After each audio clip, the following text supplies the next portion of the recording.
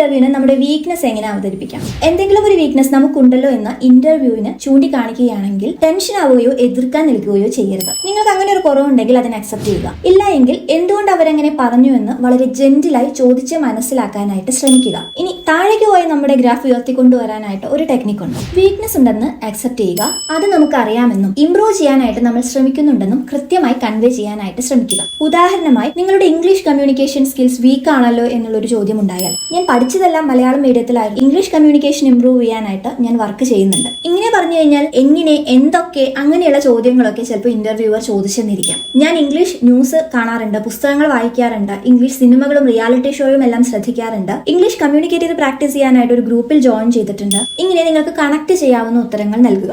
ചിലപ്പോൾ വായിച്ച പുസ്തകം ഏതാണ്, അത് എഴുതിയത് ആരാണ്, ഇഷ്ടപ്പെട്ട സിനിമ എന്താണ്, അതിനെപ്പറ്റി സംസാരിക്കാമോ എന്നൊക്കെ ചോദ്യങ്ങൾ ചോദിച്ചെന്ന് വരാം. ഇങ്ങനെ കൺവിൻസ് ചെയ്യാൻ സാധിച്ചാൽ നേരത്തെ അല്പം താഴ്ന്ന നിങ്ങളുടെ ഗ്രാഫ് നിങ്ങൾക്ക്